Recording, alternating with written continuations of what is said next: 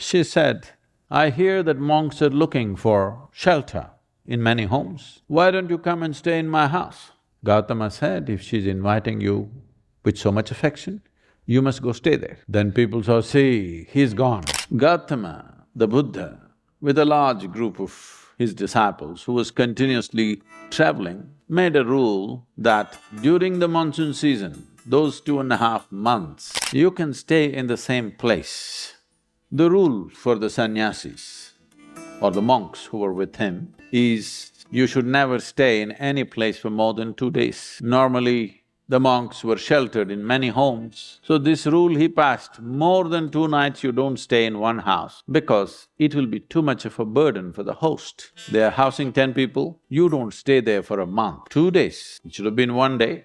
Two, because you have walked a long distance and come, bit of recovery time. But during the monsoon season, he said, up to 2 to 2.5 months you can stay in one place because walking through the jungles of that region during the monsoon season would be treacherous and many would lose their lives. So this is a time like that, they stayed in a large town and they were spread across in many homes. The monks went out to get their alms from the people. Ananda or Ananda Tirtha, as he was known, who happened to be Gautama's elder brother before his monkhood, went out and there was a courtesan or a prostitute in the town. She gave him alms, looked at him, a handsome young man, tall and straight. She said, "I hear that monks are looking for shelter in many homes. Why don't you come and stay in my house?" Another said, "I have no issue, but I must ask the Buddha as to where I should stay." Ananda went back to Gautama and put what he had collected at his feet. Everyone was supposed to find food and shelter wherever they go. So Ananda asked, "This lady is inviting me. Can I stay there?"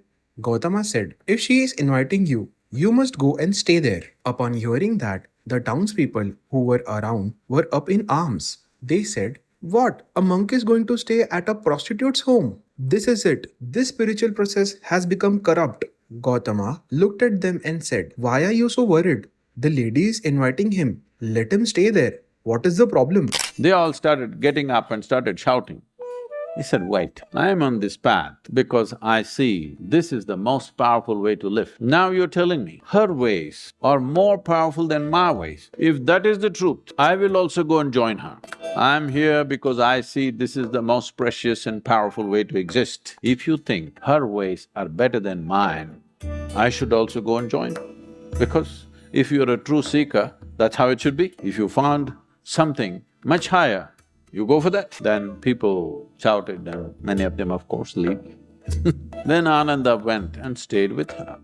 Monsoon time, because of rains it gets cold, monk is wearing a thin habit. So she gave him a nice silk wrap, he covered himself. Then people saw, "See, he's gone." She made nice cooking and gave it to him, he ate. Then in the evening she danced for him. He sat, watching very carefully, with utmost attention. Then when they heard the music, this is it, finished. Things went on. When the time was up, when the rain stopped, when it's time to move, Ananda came to Gautama along with a female monk. So the power of being on the path of truth has been there, but has been many times at its height, but never got mainstreamed. I see that today, because of our ability to communicate, because of the tools of technology, the natural longing, the innate longing in a human being to find truth, this is not a thought thing, this is not something that been taught to people that you must seek truth. It is natural for human intelligence to seek what is highest. If you are given an option, any human being, given an option, either to be here or there, he will always say, "I want to be there." Right now he may be caught up here, but aspiration is to go to whatever is the highest. It is just that we have to show him that there are better highs than getting drunk,